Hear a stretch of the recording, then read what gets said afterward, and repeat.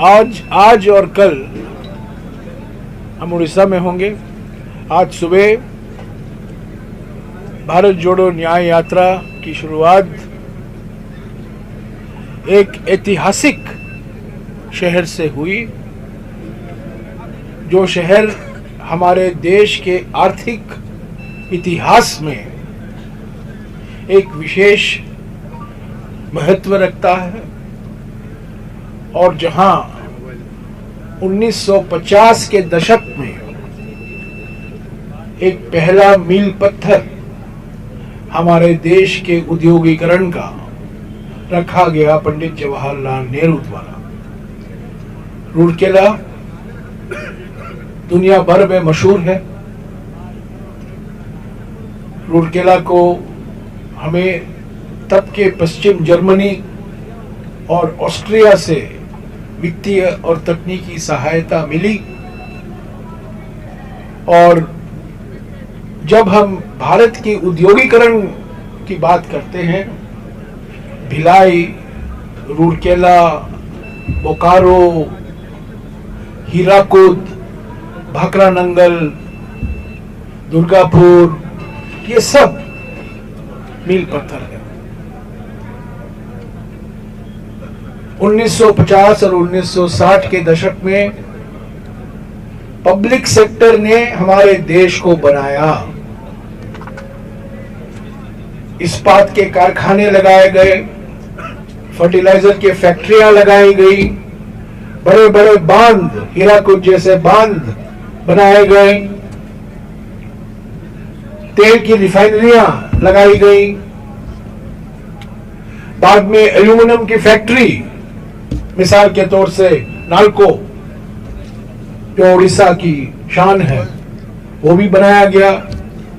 तालचेर जैसे जगहों में एनटीपीसी के पावर प्लांट लगाए गए, और आज ये सब खतरे में है क्योंकि हमारे प्रधानमंत्री नरेंद्र मोदी की नीयत और नीति एक ही है, सबको बेच डालो। कांग्रेस ने देश बनाया है, नरेंद्र मोदी ने देश को बेचने में लगे हुए हैं। और किसको बेच रहे हैं? एक या दो चुने हुए दोस्त पूंजीपति। सारे एयरपोर्ट, सारे बंदरगाह, सारे इस्पात के फैक्ट्री, सारे रेल। और मैं आपको यकीन दिलाता हूं, अगर प्रधानमंत्री लौट आएंगे तीसरी बार, रूरकेला को भी बेचा जाएगा, इसमें कोई शक नहीं होनी चाहिए। नालको को भी बेचा जाएगा। और इसका विरोध सिर्फ कांग्रेस पार्टी करेगी, क्योंकि बीजेपी और बीजेडी दोनों एक ही सिक्के के दो चेहरे हैं। पी और डी, बस बीजे कॉमन है, एक में पी है, एक में डी है। एक्चुअली एक में डबल पी है, पी एंड पी। आप जानते हैं वो दो पी कौन है जो उड़ीसा चला रहे हैं आज, जिसके नाम पर एक पी चला रहे हैं दूसरे पी के बारे में। बीजेपी को बीजेडी पूरा समर्थन देती है दिल्ली में, पार्लियामेंट में, लोकसभा में, राज्यसभा में। जब भी मैं जाता हूं बीजेडी से बात करने के लिए, वो कहते हैं हाथ जोड़कर, माफ कीजिए, हमें भुवनेश्वर से आदेश आया है, हमें मोदी जी का समर्थन करना है। किसी के बिल में, किसी भी चर्चा में कभी बीजेडी ने कोई आलोचना नहीं की है मोदी सरकार की। तो बीजेपी और बीजेडी एक ही सिक्के के दो चेहरे हैं, इसमें कोई फर्क नहीं है। यही तो राहुल जी ने आज सुबह कहा। यहां शैडो बॉक्सिंग होता है, दिखावा के लिए लड़ाई लड़ते रहते हैं, पर कांग्रेस ही एकमात्र पार्टी है जो बीजेपी आरएसएस की विचारधारा से लड़ रही है। और ये भारत जोड़ो न्याय यात्रा, इसके पीछे क्या विचार है, जो 5 न्याय राहुल जी ने समाज के सामने रखा है, देश के सामने रखा है, उसके बारे में मेरे युवा साथी कन्हैया कुमार जी आपको जानकारी देंगे। हमारे साथ हमारे एआईसीसी प्रभारी अजय कुमार जी हैं, हमारे पीसीसी अध्यक्ष पटनायक जी हैं, और हमारे सांसद सप्तगिरी भी हैं और वो भी आपको संक्षिप्त में संबोधित करेंगे। पर पहले मैं कन्हैया जी से गुजारिश करूंगा, ये जो 5 न्याय हैं जो राहुल जी ने भारत जोड़ो न्याय यात्रा के समय कहा है, उसके बारे में कुछ कहें, और खास तौर से युवा न्याय जो इस 5 न्याय का एक अंग है। कल शाम तक हम उड़ीसा में हैं। 9 तारीख और 10 तारीख विश्राम का दिन है और 11 तारीख सुबह भारत जोड़ो न्याय यात्रा फिर से शुरुआत होगी छत्तीसगढ़ से। कन्हैया जी। सभी पत्रकार साथियों को जय जगन्नाथ। जैसा कि जयराम जी ने बताया कि हमारी यात्रा विभिन्न राज्यों से होते हुए उड़ीसा की महान भूमि पर पहुंची है और यह जो भारत जोड़ो न्याय यात्रा है, पिछला जो भारत जोड़ो यात्रा हुआ था उसके दौरान जो देश के लाखों करोड़ों लोग राहुल जी से मिले, हम भारत यात्रियों से मिले, उन्होंने जो अपना दर्द साझा किया, उनके मन की बात सुनने के बाद हमारी पार्टी को, हमारे नेता को ये लगता है कि इस देश में अन्याय को समाप्त किए बिना, न्याय की स्थापना किए बिना देश को शक्ति नहीं मिलेगी, देश शक्तिशाली नहीं होगा। और देश का मतलब देश के 140 करोड़ लोग। तो ये जो देश के 140 करोड़ लोग हैं, उनके साथ, किसी के साथ भी जो अन्याय हो रहा है, उस अन्याय को समाप्त करने के लिए यह भारत जोड़ो न्याय यात्रा 5 तरह के न्याय की बात कर रही है। पहला युवा न्याय, दूसरा हिस्सेदारी न्याय, तीसरा नारी न्याय, चौथा किसान न्याय और 5वां श्रमिकों का न्याय। ये 5 प्रकार के न्याय से इस देश के जो 140 करोड़ लोग हैं, उनमें से किसी भी व्यक्ति के साथ अगर कुछ अन्याय हो रहा हो तो हम न्याय उनको दिला सकें, न्याय को स्थापित कर सकें, इसी संकल्प को लेकर के ये यात्रा चल रही है। और आज जब हमारी यात्रा राउरकेला में है और जयराम जी ने आपको इस देश के पब्लिक सेक्टर के बारे में बताया कि किस तरीके से कांग्रेस पार्टी ने देश को आज़ादी दिलाने के बाद तमाम तरह से सहयोग इकट्ठा करके इस देश में पब्लिक सेक्टर बनाई। प्रश्न ये उठता है कि आज वो पब्लिक सेक्टर फ्रेंड सेक्टर में कैसे कन्वर्ट हो रहा है और क्यों कन्वर्ट हो रहा है, ये कौन सा मॉडल है। पब्लिक सेक्टर को प्रधानमंत्री जी नरेंद्र मोदी जी फ्रेंड सेक्टर में तब्दील कर रहे हैं और उनकी इस पकौड़ानॉमिक्स के चलते, ये जो पकौड़ा तलने वाली जो इकोनॉमिक्स है, उसके चलते आज देश में कमर तोड़ महंगाई और जबरदस्त बेरोजगारी है। और ये आंकड़ा आप सब लोगों से छुपा हुआ नहीं है कि 45 साल में देश में सबसे ज्यादा बेरोजगारी है।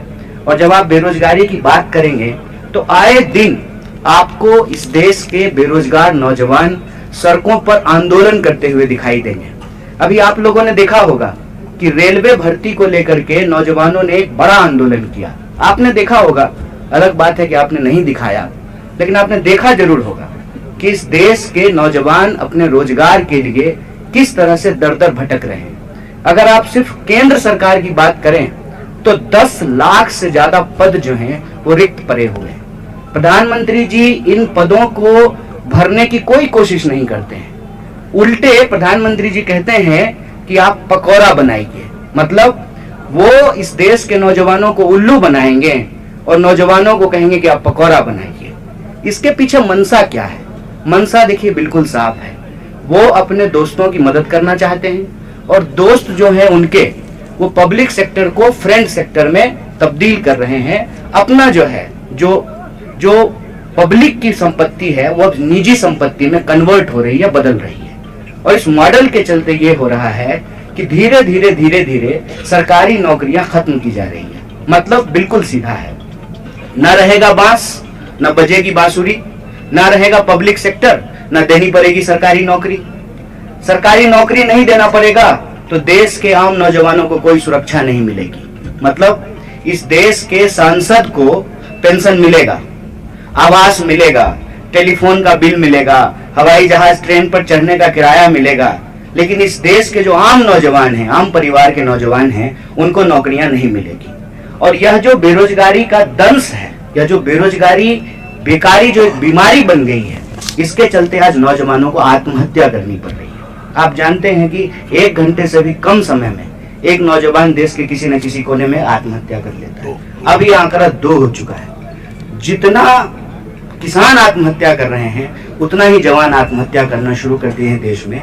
ये हमारे लिए चिंताजनक बात है। इसीलिए मैं आप सबके माध्यम से यह सवाल उठा रहा हूं कि अगर इस देश के गृह मंत्री के बेटा को बीसीसीआई का सेक्रेटरी बनाया जा सकता है, मतलब गृह मंत्री का बेटा बनेगा बीसीसीआई का सेक्रेटरी और देश के नौजवानों को मिलेगी 4 साल की ठेके वाली नौकरी। ये जो बेईमानी है सरेआम आंख के सामने देश का मुद्दा भटका करके देश की संपत्ति जो बेची जा रही है, इस बेचने के खिलाफ यह भारत जोड़ो न्याय यात्रा न्याय को बचाने की लड़ाई है। इसीलिए हम इस देश के नौजवानों से अपील करते हैं कि यह यात्रा एक वैचारिक यात्रा है, हक और अधिकार की यात्रा है, यह न्याय की यात्रा है। अगर आप महसूस करते हैं कि आपको आपकी योग्यता के हिसाब से काम नहीं मिल रहा है, क्यों?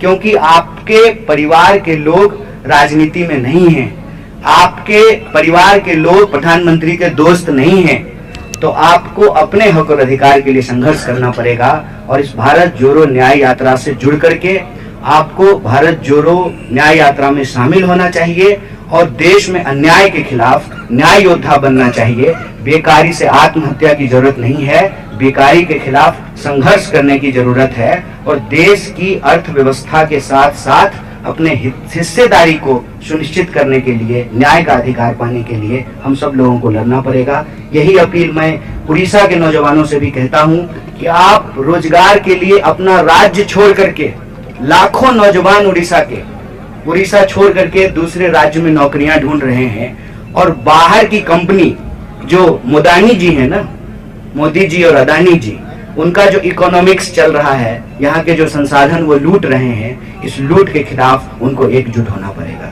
बहुत बहुत शुक्रिया। जो भी आपके सवाल होंगे उसका जवाब देने का प्रयास। धन्यवाद। अभी पटनायक जी आपको समझ देंगे। You can speak in Odia, sir. Sir. You come here. Thank you, sir. Come here. Come here. ठीक है please. It's okay, it's okay. Oh, okay. Doesn't matter. Okay. मंचासन समस्त नेतृवृंद एवं मोर प्रिंट मीडिया एवं इलेक्ट्रोनिक्स मीडिया बंधुगण, भारत जोड़ो न्याय यात्रा राहुल गांधी जोटा आसिक आज पहुंची ओडिशा रे गत काली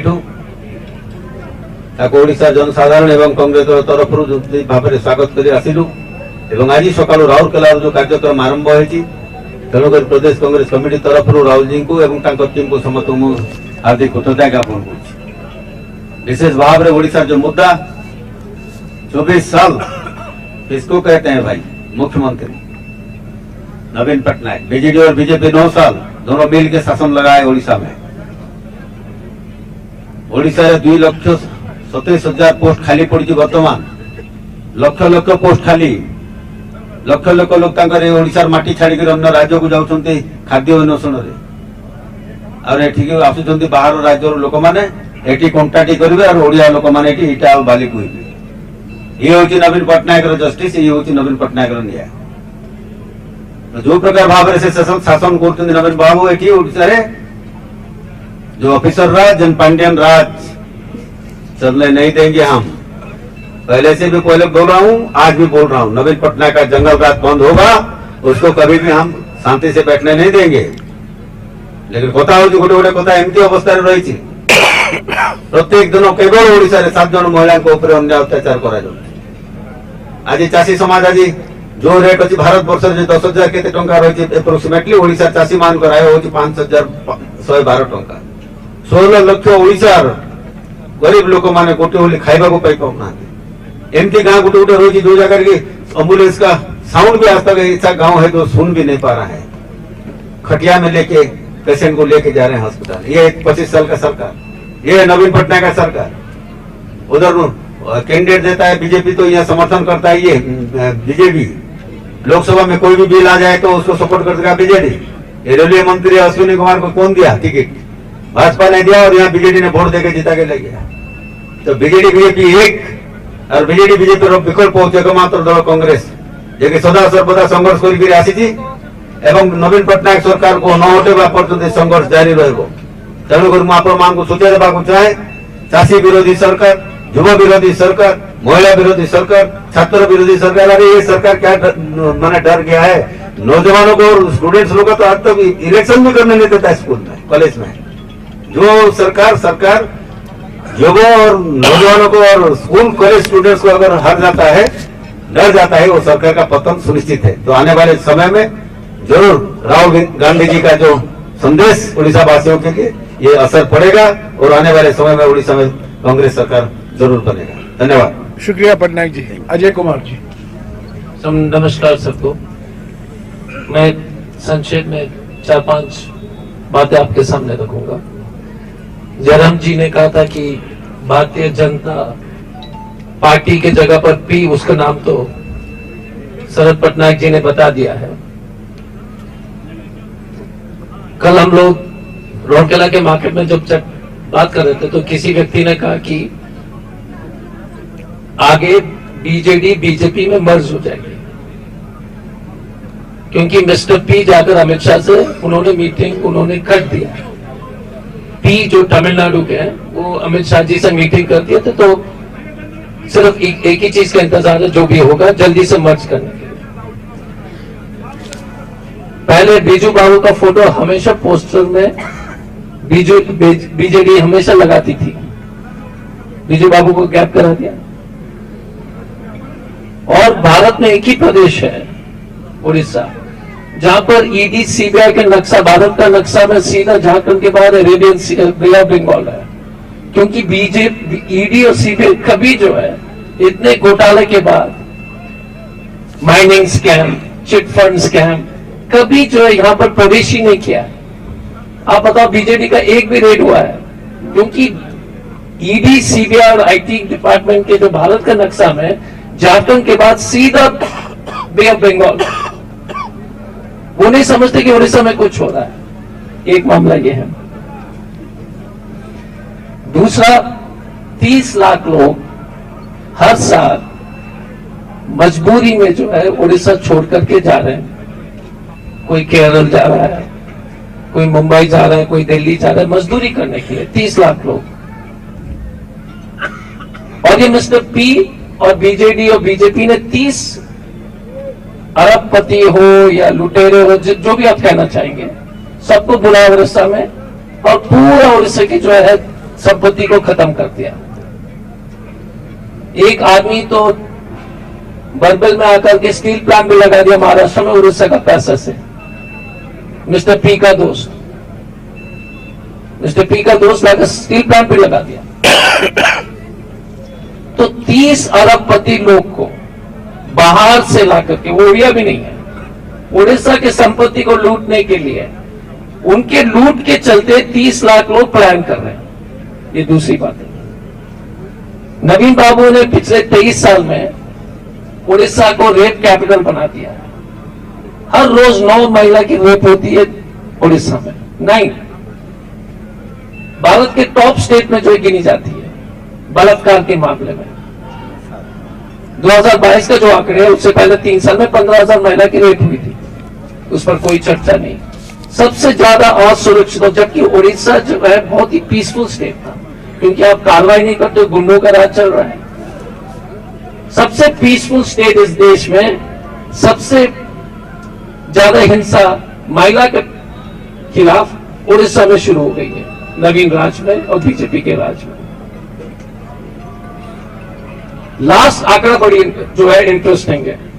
आप डेवलपमेंट देखते हैं भुवनेश्वर में, भारत का औसतन आय 10,000 रुपए, उड़ीसा का 5,000। इस देश के सबसे ज्यादा आयरन और नेचुरल रिसोर्सेस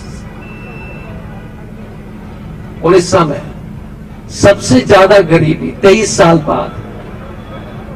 तो कौन जिम्मेदार है? नवीन बाबू, मिस्टर पी और मिस्टर एम। मिस्टर एम मतलब मोदी। तो ये पूरा चित्र जो राहुल जी इसलिए इस यात्रा में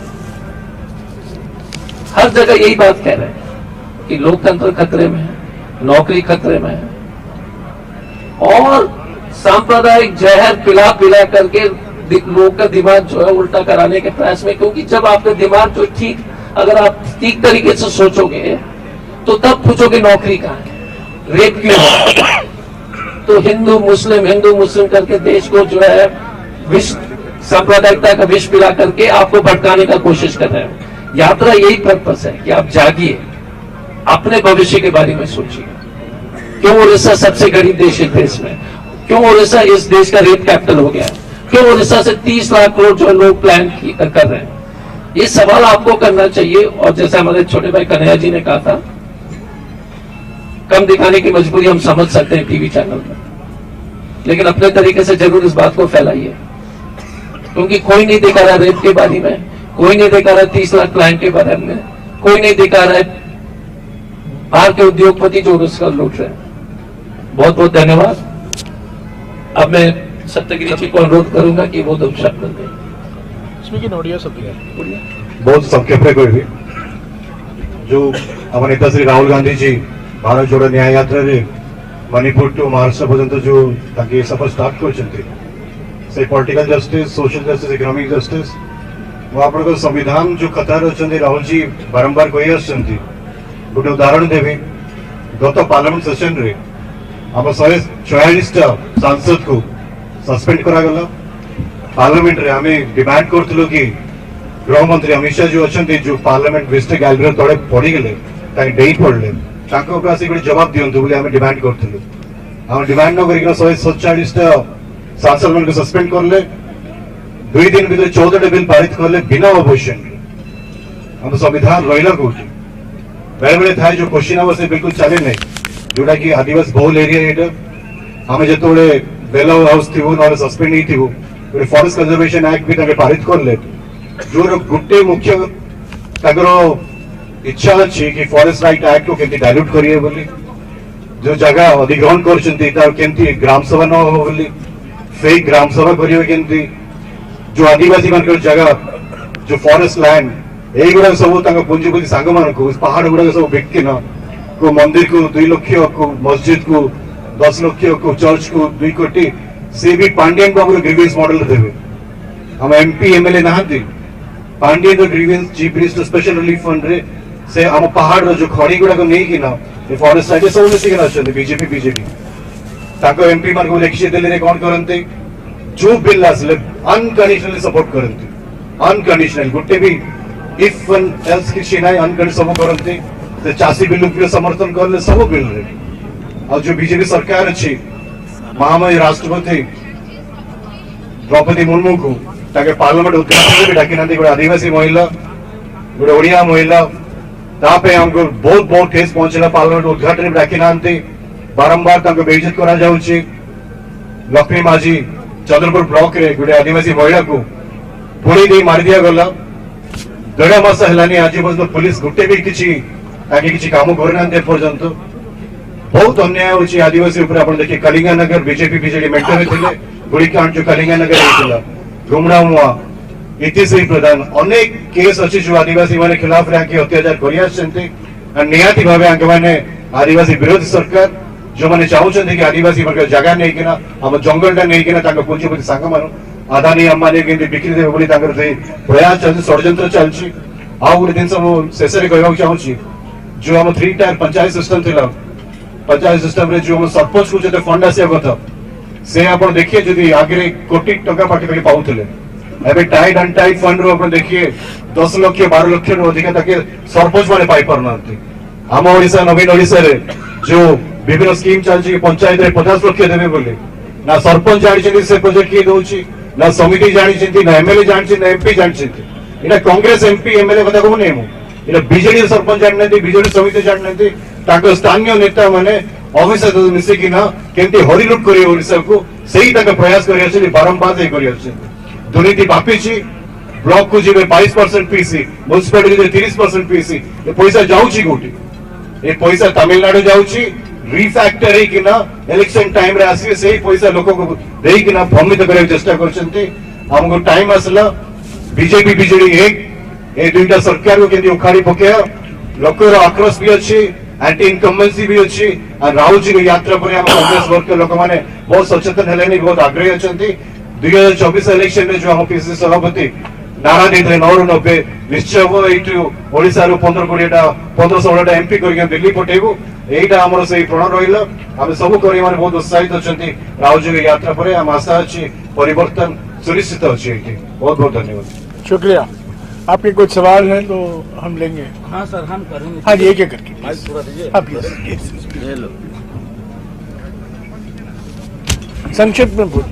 संक्षिप्त सर, आप लोग तो सब वोट के लिए आए, हम लोग जो मीडिया पर्सन हम लोग आप लोग कब जवाब उठाएंगे, कब जवाब उठाएंगे? हम लोग एक मीडिया वाला जब खुद काम करने जाता है, एक्सीडेंट मर जाता है, उसका घर में खाना नहीं रहता है, ये जो चीज है आप तो हर टाइम मीडिया माने मीडिया आपको बुलाते हैं, हम लोग को न्यूज बनाकर फेसबुक में छोड़ेंगे, सोशल मीडिया छोड़ेंगे, टीवी में छोड़ेंगे। ये मीडिया पर्सन जो हम लोग हैं सर, आप लोगों ने क्या किया? ना बीजेडी क्या है, ना बीजेपी क्या है, ना कांग्रेस का है। इसलिए यही जो चीज हो हम ओलाका सर को पूछे हैं ये चीज। और एक सवाल है मेरा। नहीं, सवाल क्या है? सवाल यही मेरा है, हम लोग मीडिया के लिए क्या किए हैं आप? मीडिया पर अन्याय हुआ है ना पिछले 10 साल में। नारी पर अन्याय, युवाओं पर अन्याय, श्रमिकों पर अन्याय, किसानों पर अन्याय, आदिवासियों पर अन्याय और मीडिया पर भी अन्याय हुआ है। मीडिया मालिकों पर अन्याय नहीं हुआ है, पर पत्रकारों पर अन्याय हुआ है। तो उसके लिए कुछ सवाल तो करेंगे ना कुछ सर। बार बार राहुल जी यही तो कह रहे हैं, यही तो कह रहे हैं राहुल जी कि मीडिया मालिक नहीं चाहते कि बेरोजगारी, महंगाई, हमारे समाज में बढ़ती हुई आर्थिक विषमताओं पर कोई डिबेट हो। डिबेट किस पर होता है? कोई ध्रुवीकरण के विषय पर होता है। तो गलती आपकी नहीं है, गलती मालिकों की है। जब फोन कॉल आता है प्रधानमंत्री कार्यालय से कि इस विषय पर डिबेट कीजिए, इसको मत दिखाइए। भारत जोड़ो न्याय यात्रा को ब्लैकआउट कर दिया गया था सभी चैनलों से। 22 तारीख को, जनवरी 22 को ब्लैकआउट कर दिया गया था। जब राहुल जी शंकर देव की जन्म स्थान जा रहे थे, उसका खबर किसी चैनल में नहीं चला। तो गलती आपकी नहीं है। मीडिया को इंडिपेंडेंट रहना बहुत जरूरी है। कांग्रेस पार्टी ये मानती है कि पत्रकारों को सम्मान मिलना चाहिए और इंडिपेंडेंट मीडिया हमारे लोकतंत्र का एक महत्वपूर्ण स्तंभ है। क्वेश्चन का सवाल नहीं, आप दूसरे लोगों को दस साल पहले बेरोजगारी, किसानों का प्रॉब्लम, ये सब नहीं था भारत में। पिछले 45 सालों में आपने करना है। एक मिनट, आपने तो पैदा किया बेरोजगारी। ठीक, बैठ जाइए। अच्छा, बैठ जाइए। आप सवाल, आपका काम है सवाल पूछना, मेरा काम है आपका सवाल का जवाब देना। अगर आप सवाल पूछेंगे और उसी का जवाब आप देंगे तो मुझे बैठने की कोई जरूरत नहीं है। अभी अभी कन्हैया जी शांत हो जाइए, शांत हो जाइए। पानी चाहिए? नहीं, मैं आपके साथ 3 घंटे तक बहस करने के लिए तैयार हूँ, ठीक है? मुझे कोई समय की पाबंदी नहीं है। कन्हैया जी ने क्या कहा? पिछले 45 सालों में बेरोजगारी इतनी बड़ी नहीं है जितना कि अभी आप देख रहे हैं, जो हर 2 घंटे एक युवा आत्महत्या करता है या करती है। ये पिछले 10 साल की रिकॉर्ड नहीं है, आज का रिकॉर्ड है, आज जो आंकड़े बताते हैं।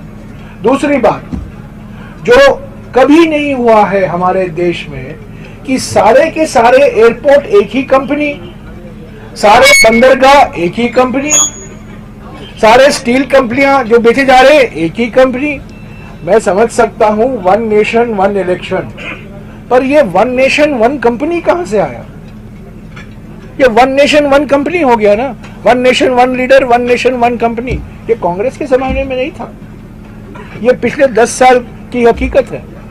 तो बेरोजगारी जो आज देख रहे हैं, महंगाई, आवश्यक वस्तुओं की महंगाई देख रहे हैं, अंतरराष्ट्रीय बाजार में पेट्रोल और डीजल तेल के दाम घटे हैं, ठीक है?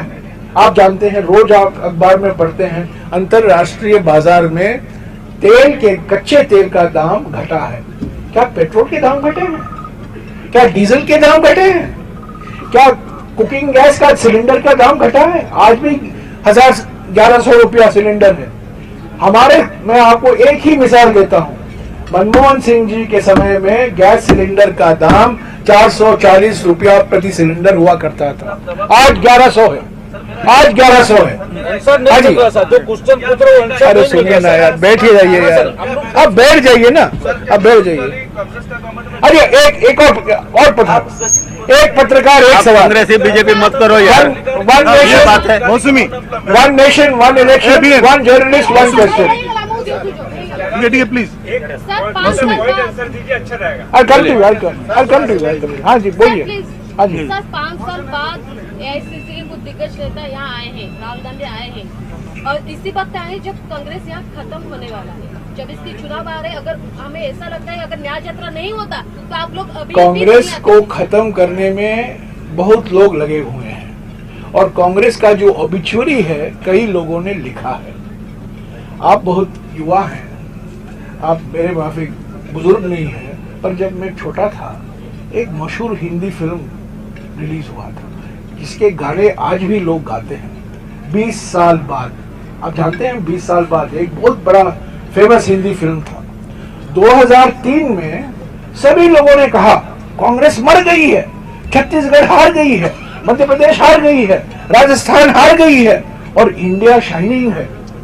और भीष्म पितामह, हमारे देश के भीष्म पितामह प्रधानमंत्री बैठे हैं अटल बिहारी वाजपेयी। क्या हुआ 2004 में? किसकी सरकार बनी? नहीं, 2004 में वो मरी हुई कांग्रेस की सरकार बनी ना। तो आप लिखते जाइए कांग्रेस की ओबिचुरी, कांग्रेस उठता रहेगा, क्योंकि जो कांग्रेस है भारतीय समाज को दर्शाता है। जब तक हम अनेकता, भारतीय समाज में अनेकता रहेगा, जब तक कांग्रेस पार्टी जीवित रहेगी। कांग्रेस पार्टी को कोई खत्म नहीं कर सकता, क्योंकि कांग्रेस पार्टी नहीं है, एक विचारधारा है। ये बात समझ लीजिए। एक एक करके आता हूँ। हम ईवीएम का विरोध नहीं कर रहे हैं, हम वीवीपैट मांग रहे हैं, ये बात समझिए। हम इलेक्शन कमीशन हमें 6 महीने से अपॉइंटमेंट नहीं दे रही है, क्योंकि हम चाहते हैं ईवीएम का इस्तेमाल हो और उसके साथ साथ वीवीपैट का भी इस्तेमाल हो, और यही हमारी मांग है। लोकतंत्र में हमारा हक बनता है, हमारी जो मांग है हम संस्थाओं तक पहुंच जाए। संस्था क्या करती है वो उसका मन मर्जी। इलेक्शन कमीशन एक कॉन्स्टिट्यूशनल बॉडी है, हमें 6 महीने से लटका के रखे हैं, हमें अपॉइंटमेंट ही नहीं मिल रहा है। और हम क्या कहना चाहते हैं, हम एक मेमोरेंडम पेश करना चाहते हैं ताकि ईवीएम का इस्तेमाल कीजिए, पर उसके साथ साथ वीवीपैट भी होना जरूरी है। पर क्यों आपत्ति है इसमें वीवीपैट इस्तेमाल करने में? और हम एकमात्र रीजन ये है कि ईवीएम का मैनिपुलेशन होता है। ये ईवीएम ना इलेक्ट्रॉनिक वोटिंग मशीन नहीं है। ईवीएम का माने है electronic voting manipulation. M machine नहीं होता है, एम मैनिपुलेशन होता है। तो यही है, भारत इलेक्ट्रॉनिक्स एक पब्लिक सेक्टर कंपनी है जो ईवीएम बनाता है। उसके बोर्ड में 4 बीजेपी के पदाधिकारी डायरेक्टर हैं। तो ईवीएम कैसे निष्पक्ष होगा ये बताइए? आप हाथ दबाएंगे, पंजा दबाएंगे, पर आएगा लोटस। ये कैसे हो सकता है? मैनिपुलेशन तो होता है ना। तो हम ये कह रहे हैं कि ठीक है, हमारा देश एकमात्र देश है जहां ईवीएम का इस्तेमाल हो रहा है। अमेरिका में नहीं है, इंग्लैंड में नहीं है, जर्मनी में नहीं है, वो छोड़ दीजिएगा। हम एकमात्र देश है, ठीक है, ईवीएम इस्तेमाल कीजिए, पर ईवीएम के साथ साथ वीवीपैट का भी इस्तेमाल कीजिए। तो यही मांग है, मांग वीवीपैट की। One by one. एक मिनट यार, एक मिनट, ये पहले से। सर 3 तारीख प्रधानमंत्री आए थे पश्चिम उड़ीसा के में, तब वो बोले थे कि कांग्रेस जब उड़ीसा आती है, कलाहंडी जाता है और उड़ीसा का भूख को, दारिद्र्यता को दिखाता है। क्या सही में कांग्रेस यही चीज करता है? उड़ीसा का भूख को 1985 में मुझे आज भी याद है, तत्कालीन प्रधानमंत्री उड़ीसा में आए थे और उन्होंने KBK पैकेज की घोषणा की थी। KBK, एक के सांसद यहाँ बैठे हुए, कोरापुट, बोलांगीर, कालाहंडी। ये 1985 की कहानी है। उसके बाद अपर इंद्रावती इरिगेशन प्रोजेक्ट आया। आज हमारे देश के टॉप 10 जिले में देखिए जहां धान का उत्पादन हुआ है, वो कालाहांडी उसमें है। ये कांग्रेस का योगदान है। देखिए, आप एक ऐसे व्यक्ति से बात कर रहे हैं जो उड़ीसा के हर एक जिले में मैं घूमा हूं, हर एक जिले, हेलीकॉप्टर में नहीं, मुख्यमंत्री के माफिक, मैं मोटरसाइकिल और सड़क में से गया हूं, तो मैं जानता हूं कालाहांडी की क्या स्थिति थी 1985 में और आज क्या स्थिति है। कोरापुट की क्या स्थिति थी, आज क्या कोरापुट की क्या स्थिति है। नालको किसने बनाया और नालको को कौन बेचने वाला है, ये बताइए। यही प्रधानमंत्री छत्तीसगढ़ जाते हैं और एनएमडीसी के इस्पात के कारखाने को बेचने की घोषणा करते हैं, तब हम आंदोलन करते हैं, तब कहते हैं अभी बेचेंगे नहीं। नालको को बेचने वाले कौन हैं बताइए, एनटीपीसी के प्लांट को बेचने वाले कौन हैं बताइए। इस्पात के कारखाने यहाँ रूरकेला, मैं आपको रूरकेला का मिसाल देता हूं, एक दिन जरूर आएगा कि प्रधानमंत्री अगर उनको मौका मिलेगा वो इसको भी बेच डालेंगे और इसकी कोई असर नहीं पड़ेगा हमारे बीजेडी और उनके नेताओं पर। सर सुबह मंदिर गए थे, वेदव्यास मंदिर गए थे राहुल गांधी, वहाँ वो पुजारी जी को बोला है कि छोटा टीका लगाने के लिए, और इसको ये वीडियो को ट्वीट किया है बीजेपी ने और बोला है कि हिंदू चुनावी हिंदू बोल के ट्वीट किया है बीजेपी ने। वो मंदिर था, रास्ते में था, वो जाते हैं। 22 जनवरी को भी शंकर देव के जन्म स्थान को जाने का प्लान था, जो असम के मुख्यमंत्री ने हमें रोका। जहाँ कोई ऐतिहासिक जगह होता है, ऐसे धार्मिक जगह होता है, सांस्कृतिक जगह होता है, ये मंदिर सिर्फ धार्मिक जगह नहीं है, एक सांस्कृतिक जगह भी है, हमारे संस्कृति से जुड़ा हुआ है, हमारे इतिहास से जुड़ा हुआ है, वेदव्यास से जुड़ा हुआ है, इसलिए वहाँ गए हैं। ऐसे कई जगहों में जाते रहते हैं। देखिए, हमारी सबसे बड़ी बेरोजगारी, कन्हैया जी ने कहा ना, सबसे बड़ी बेरोजगारी बीजेपी की सोशल मीडिया टीम में है। उनको और कोई काम नहीं है, और कोई धंधा नहीं है, अमित मालवीय जी को और हमारे असम के मुख्यमंत्री को सिर्फ यही, इसको वीडियो निकालना, इस बात पर वीडियो वायरल चलाना। असली मुद्दे क्या उठा रहे हैं राहुल जी? नारी सम्मान, युवा न्याय, श्रमिक न्याय, हिस्सेदारी न्याय, आदिवासी पर न्याय, उसके बारे में तो कुछ कहते नहीं है। कुछ बिस्किट के बारे में एक दिन वीडियो लगाएंगे, मंदिर में जाते हैं उसको वीडियो लगाते हैं। ये सब मानसिकता है। एक मिनट यार, एक मिनट मुझे पूरा तो खत्म करने दो, कंप्लीट करने दो ना। क्या बात है, आप लोग बहुत उत्तेजित है, आक्रामक है, जानते हो। एक मिनट है यार, एक मिनट खत्म करने दो, समय बहुत कम है सर। बहुत आप लोग बहुत आक्रामक हो यार, बहुत। खाने के पहले ही आप आक्रामक हो गए, खाने के बाद क्या होगा? सर शिक्षा का बारे में पूछेंगे, सीट नहीं मिल रहा, आपने पूछ लिया, उसका तो आंसर नहीं मिल रहा। मैं यही कह रहा था कि बीजेपी की सोशल मीडिया टीम मानसिक बीमारी से पीड़ित है, मानसिक बीमारी है। हाँ जी, हाँ पीछे। शिक्षा का विषय में बताइए सर, जो बोला कांग्रेस का इतना सारा कंट्रीब्यूशन है वो सच है बाबूजी, तो उसके ये भी सच है कि सर कांग्रेस ने खत्म करने दीजिए।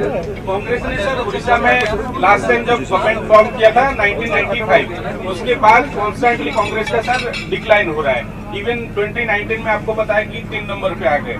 तो आपका सर क्या एक क्लियर कट प्लान है, क्योंकि स्टेट उड़ीसा के भी लीडर्स है कि उड़ीसा हमारे लिए कैसे रिवाइव किया जाए सर? उड़ीसा हमारे लिए बहुत महत्वपूर्ण जगह लगता है। उड़ीसा में हमें, हमारा मकसद है, हमारा लक्ष्य है, हमारा उद्देश्य यही है कि हम उड़ीसा में वापस सत्ता में आए।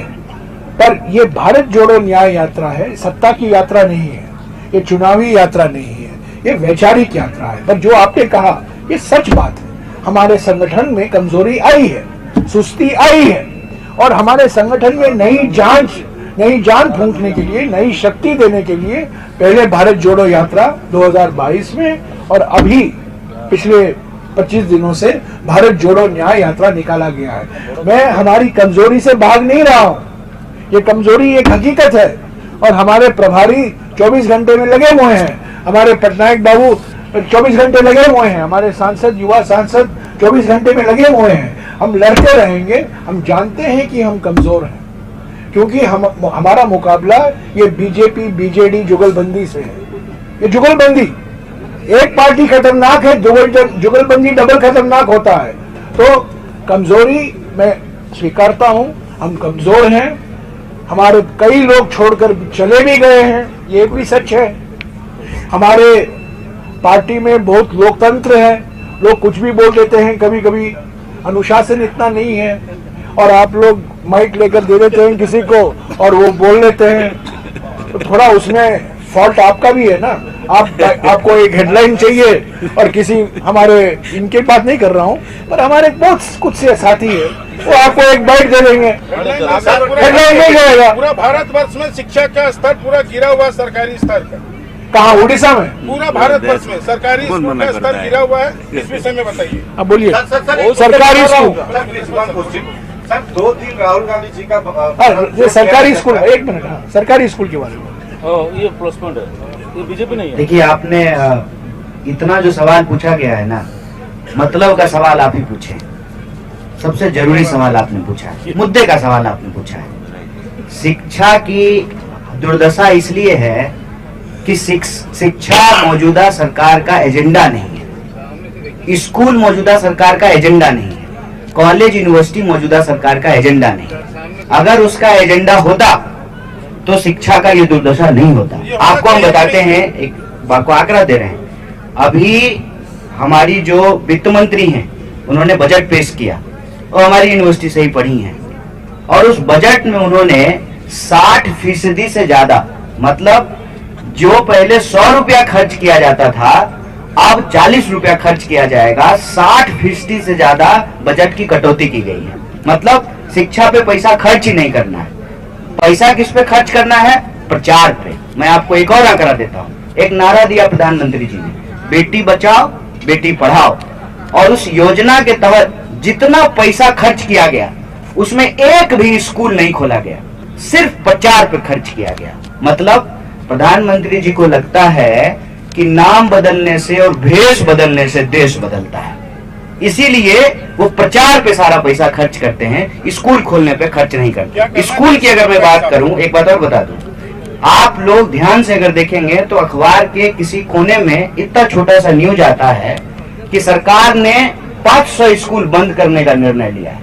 ये स्कूल क्यों बंद किए जा रहे हैं? ये स्कूल इसलिए बंद किए जा रहे हैं कि स्कूल की जमीन को भू माफियाओं को दिया जा सके, उसका लैंड कैप्चर करने का ये साजिश रचा जा रहा है। इसीलिए तो मैं देश के आम नौजवानों से अपील करता हूं, हम साधारण लोग हैं, शिक्षा देना सरकार की जिम्मेवारी है। अगर हमको शिक्षा नहीं मिलेगी तो हमारी पीढ़ियां जो है वो पढ़ नहीं पाती और हम मिडिल क्लास नहीं बनते, पब्लिक सेक्टर नहीं होता, हमको नौकरी नहीं मिलती। इसीलिए जो आपको भ्रमित किया जा रहा है ना कि आप जॉब सीकर मत बनिए, जॉब गिवर बनिए। साहब प्रधानमंत्री जी, आप स्नेचर बने हुए हैं, आप जॉब स्नेचर हैं, तो हम जॉब गिवर कैसे बने? ये पॉलिसी का सवाल है। करना ये चाहिए कि हम एक मांग करते हैं एनएसयूआई की तरफ से कि शिक्षा पर जो खर्चा हो बजट का 10वां हिस्सा हो, हमारी सरकार बनेगी, हम एजुकेशन बजट को बढ़ाएंगे और क्वालिटी एजुकेशन पे खर्च करेंगे। कब मिलेगा? मैं खुद सरकारी स्कूल में पढ़ा हूँ, मेरी पढ़ाई लिखाई सरकारी स्कूल में हुई, केंद्रीय विद्यालय में। उसके बाद में नवोदय विद्यालय बनाए गए।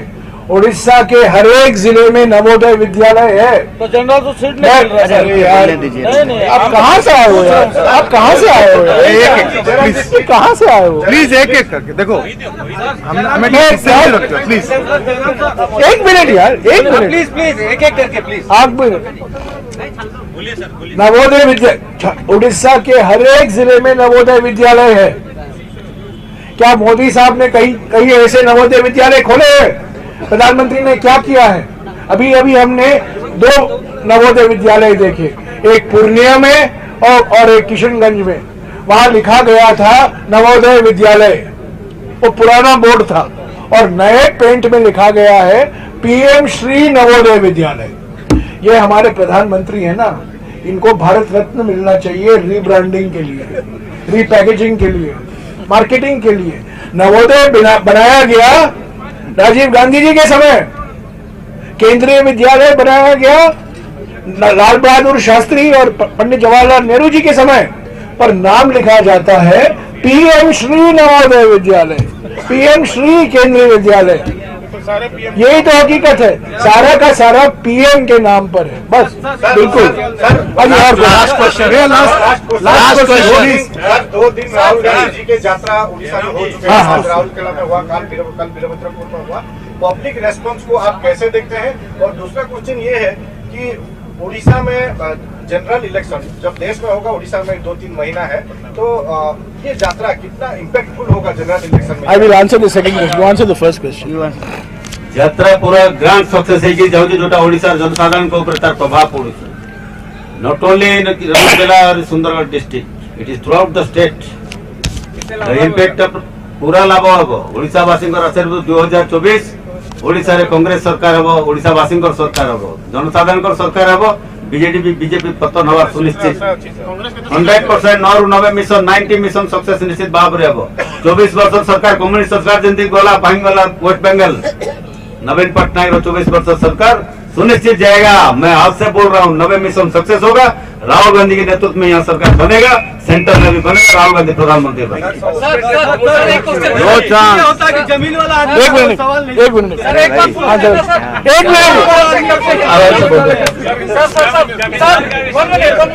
आप जमींदार है भाई, अच्छा जमीन वाले आदमी को, जमीन वाले आदमी। जिस जिला में आप आज प्रेस वार्ता दे रहे हैं वो एशिया का 9% इंडस्ट्रियल एरिया है। हाँ। और यहाँ के सबसे ज्यादा लोग वहाँ जाके काम करते हैं। बिल्कुल सही कहा आपने सही मुद्दा उठाया।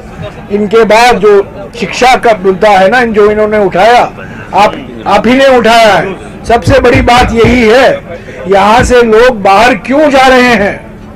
मैं नहीं कह रहा हूँ कि बाहर मत जाओ, बाहर जाना अच्छा है। मैं भी जब मैं युवा था मैं बाहर गया था, मैं वापस लौट आया। लोगों को बाहर जाना चाहिए पर वापस भी आना चाहिए।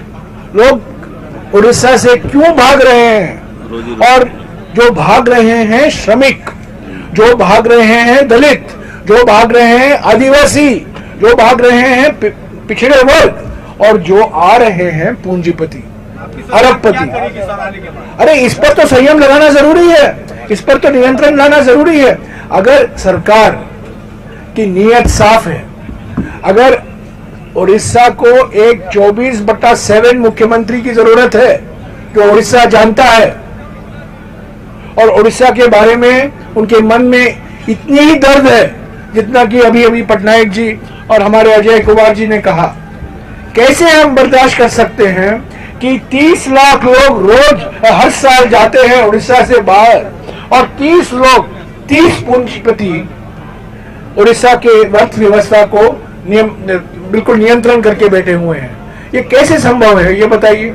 ये संभव इसलिए है क्योंकि बीजेडी और बीजेपी सिर्फ पूंजीपतियों के हाथ में है, ये माइनिंग माफिया के हाथ में है, ये मजदूरों के लिए नहीं है, ये अरबपतियों के लिए।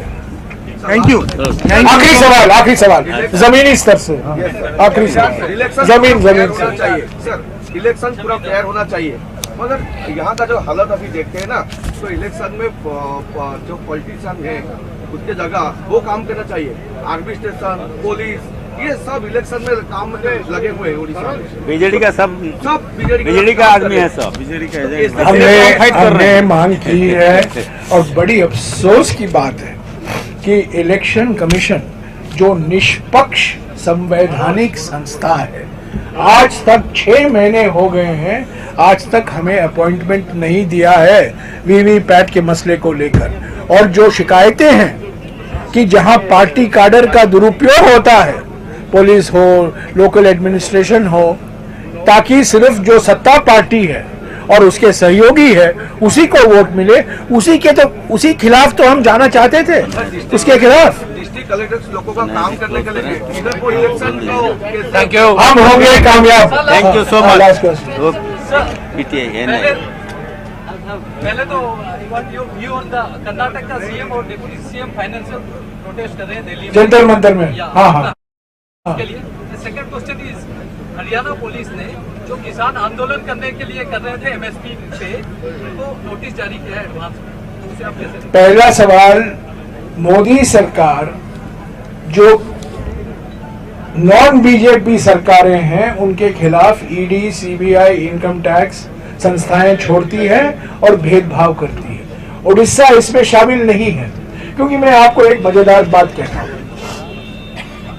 हम पश्चिम बंगाल में गए, एक दिन पहले नीतीश कुमार जी की पलटी हुई। हम झारखंड में आए, एक दिन पहले हेमंत सोरेन की गिरफ्तारी हुई। तो किसी ने पूछा आप उड़ीसा में क्या करोगे, तो मैंने कहा उसमें कोई खतरा नहीं है। नवीन बाबू ना पलटी करेंगे, ना ईडी और सीबीआई उसके पीछे छोड़ा जाएगा। वो नवीन बाबू की सरकार और दूसरे पी की सरकार बरकरार रहेगी। और यही तो हुआ है।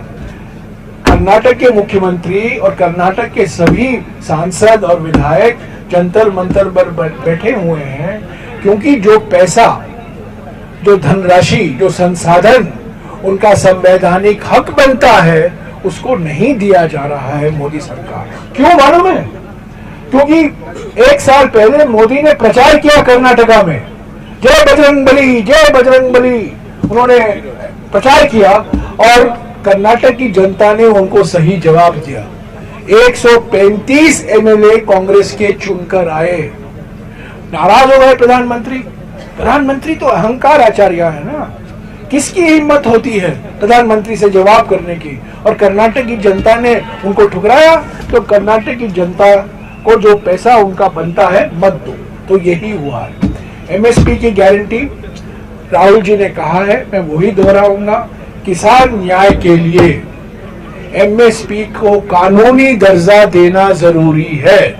एमएसपी को लीगल गारंटी कांग्रेस सरकार देगी। वो लीगल गारंटी उड़ीसा में भी लागू होगा, पंजाब में भी लागू होगा, हरियाणा में भी लागू होगा, सभी राज्यों में लागू होगा। यही असली किसान न्याय है। Thank you.